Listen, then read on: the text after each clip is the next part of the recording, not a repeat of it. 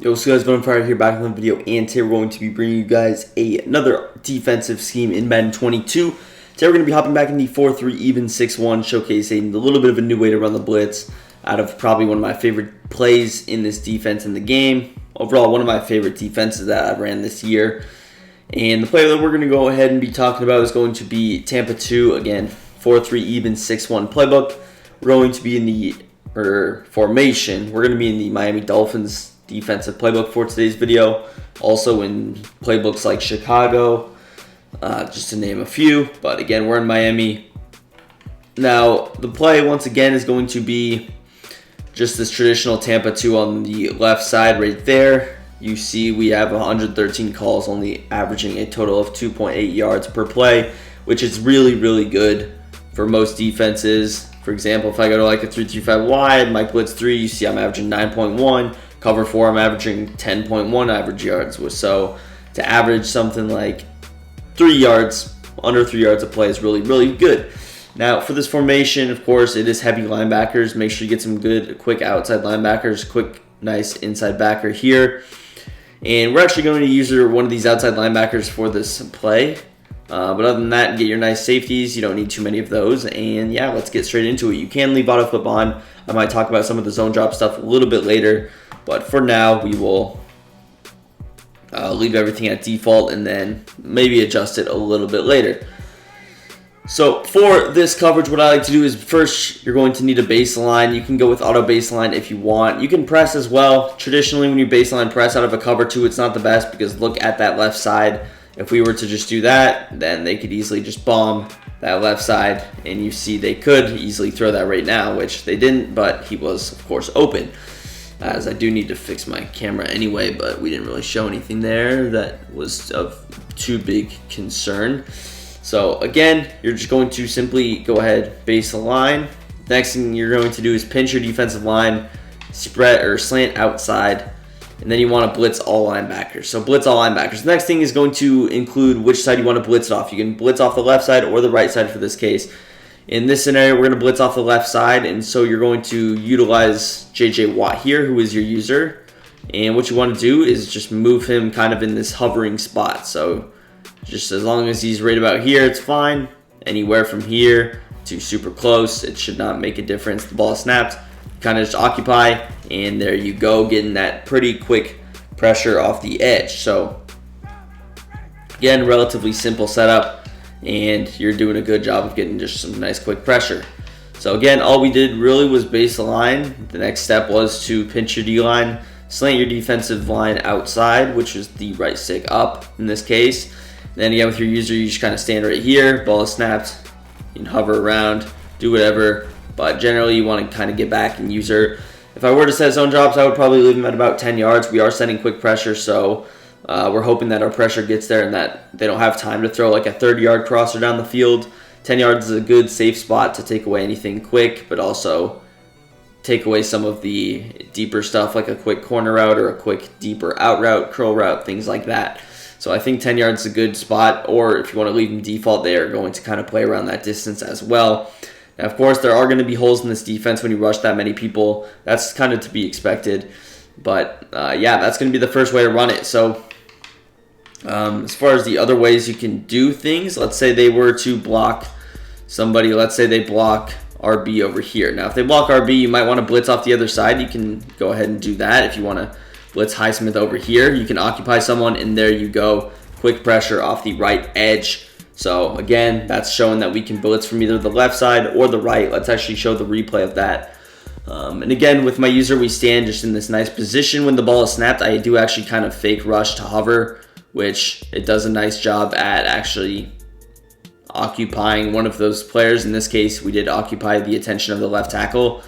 And you notice that it also kind of holds the attention of the running back, although the running back, he's focused on one player. Why do we blitz the middle linebacker in this case instead of blitzing both? Or why do we not use the middle linebacker? It's from big reason. It's going to be Devin Bush right here. If you want to take a look at what he does, he's gonna hold the attention of Cordero Patterson all the way. He actually ends up looping. So Cordero does pick him up the way you would expect, but we do end up getting a easy rush with TJ Watt there. And we also force a little disengage in here. I'm not sure two guys almost get free there eventually. So even if you don't get pressure, I mean, what's really open here? Not much. You can take away these short stuff with your user. So pretty good blitz in my opinion. And these aren't even necessarily like super fast defensive players, but really good way to take advantage right there. So again, you base the line, and there will be situations where it works. It's not necessarily a 100% win rate when running this blitz. It's pretty reliable, but it's not going to work necessarily every time. No blitz really does. Now, let's say they block their tight end, which is going to be Kyle Pitts in this case. Again, we want to get in this hovered position. You kind of try and hold the attention of the tight end, which is a little bit more of a clear-cut result. The running back, we had to hold the attention of the offensive line, which is a little bit more challenging for players. But in this scenario that they block their tight end, which is something that you could see out a bunch. And again, it's kind of a guessing game because, of course, you're not going to know necessarily who he's going to blitz or who he's going to block, rather. And if they do max protect, you're in a kind of a tough position. So if you don't get pressure when they max protect, don't sweat it. They only have 3 receivers out there, so you still have a chance to make defense. And again, if you rush 6 against 7, you will still get pretty quick sheds. But let's actually show to the replay of that simple blitz against the tight end. Again, standing with our user, we are hovering. But the ball is snapped, we hold the attention. You see I can go back and user almost immediately. So as long as we see the left tackle pick him up, I could go user right now. I did hold it a little bit longer just to kind of exaggerate the movement so you guys could see a little bit more clear, but we have time to user something like a deep crosser. And again, TJ Watt, he's pretty fast, but you could definitely get some guys who are faster in Ultimate Team, things like that. So overall, it's going to be aggressive. I was a big fan of playing aggressive defense this year. I still am a fan of playing aggressive defense in this next-gen game because the movement's so slow. I figure I'm not going to let people run around with escape artists. I'm going to make them throw the ball quickly, make them make quick decisions, and eventually either they will dink and dunk down the field or I will force them to make a mistake, which happens a lot of time. Or, of course, they're going to take a sack. So if you don't make the decision quick enough, you're taking a sack. If you do, I can force mistakes. So we'll show it again. Again, really all we're doing, base the line, pinch D-line, slant outside, blitz all linebackers. Now, if you notice, I am doing something. Devin Bush is kind of in this position stock. What you can do is just move him down. Now, he doesn't sit there. He does move back a couple of steps for legal purposes, I guess. I'm not sure why he does that, but I guess he does need to. Again, it's perfectly fine. It should not be an issue. And again, with your user, you can just move him in a couple of steps. It really wouldn't matter as long as you're holding the attention of Pitts anyway, which we do right there. And even then, it wasn't necessarily as clean as the first one. We didn't exaggerate it as long, I suppose, but we still get the very easy result. Now, let's go to a max protect.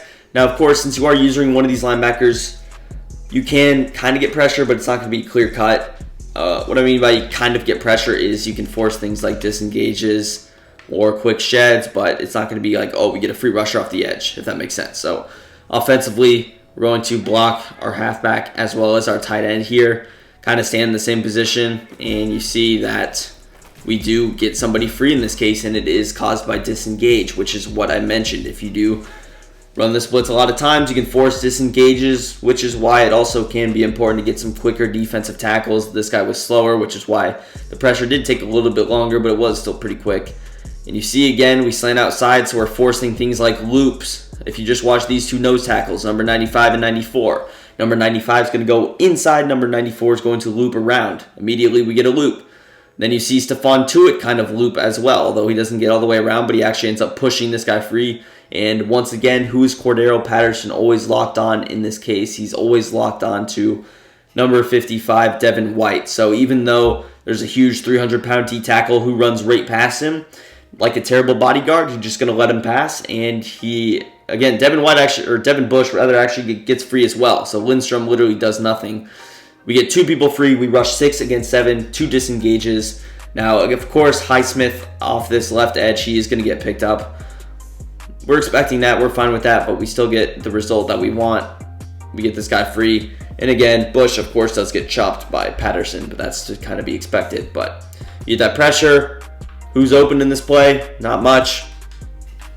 I mean, what else are you going to do? Really good defense right there. And this is kind of simulating what a bunch would look like. You have the running back on one side, the tight end on the other. So although we're not in gun bunch right now, it's kind of simulating it. And I might actually hop into bunch. I don't know if we have it. We do have a bunch. So I might hop into that just to show you guys a little bit more stuff. So again, pinch your D-line, slant outside, blitz all linebackers. Go ahead, move our boy Devin Bush down a couple steps. Slide over here with your user. We're going to max protect. And then again, when the ball snapped, we still want to hover. We're going to hover. And this time, we don't get to disengage. Now again, we get quick pressure though. So chances are you don't disengage every single time. It's not expected to, but you're able to get some clear-cut, quick pressure the way we did right there. And you should definitely be getting quick pressure. You can cop some of those D-line abilities, especially for someone in this case like Alex Highsmith off that left edge. I believe that's Highsmith. Am I being wrong? It is. So if we wanted to, we could cop an ability on Highsmith if we know he's going to max protect a lot now. Again, his ability might be a little bit useless in those situations where he is rushing by himself, but in this case where they max protect, he's getting a one-on-one, you're forcing a one-on-one, and then with some of those other guys as well. So let's hop in a bunch, and we'll talk about some of the run defense because this is really good run defense as well. Let's go to the gun bunch formation, and we're going to max protect by blocking both of those guys. And again, you can blitz out. You can run this blitz off of either side. I'll actually probably show it against either side, but I don't think you necessarily need a baseline out of this formation either. But blitz everybody, move this guy down. Again, kind of stand over here. Ball snapped. We do a little bit of hovering. And in this case, we actually get a different result out of the gun bunch formation. You notice that Highsmith did get free. I'm not sure if that was because I didn't baseline, so we'll try that again. That could have been the case. We did not baseline on that play. He kind of moved in automatically. I'm not, again, sure if that was the reason, but we'll try it out. Baseline. And I guess that doesn't happen every time. You did see we had reason to believe that he was locked onto Devin Bush because of the fact that Patterson wouldn't move on some of those disengages. Here you saw him block Highsmith. See if we get a different or the same result. This time he blocks him. But again, if you don't get disengaged, it's fine. You're not going to get that guy off the edge or anyone really free, but we get quick pressure anyways. Again, you have a lot of bodies in the middle of the field there, so something's doomed to happen where one guy gets free or someone sheds. You're forcing another guy to get free. Now, as far as run defense purposes goes, it should be relatively good run defense. And I know, actually, let's show bunch against the other side real quick because I did say I wanted to. So we will do that. And I think I'm baselined here. Move him down. Now let's blitz with Alex off this left edge. And I don't know if I have these guys blocked, so we'll just block them again. Snap the ball. And here you see a little bit of a worse result. We don't get somebody free. So if you were going against bunch, I would user the outside linebacker from the tight end spot, tight end side. Now if they were to run the football with an inside zone, again, we're not going to know they're running the football, so we're going to set everything up kind of the same. I'm not sure why our baseline got canceled, but he is supposed to kind of be in that spot. You can kind of, again, hover over here, move Bush down a little bit. Hover over here. If they run inside zone, you can get pretty good pressure. Probably going to be better if you use her from the same side as the running back in that case, but overall, it's going to be pretty good run defense with all those big bodies out there getting inside stuff. You'll be fine. But overall, it's going to do the video. If you guys enjoyed, drop a big thumbs up, subscribe to the channel down below, and peace. I'm out of here.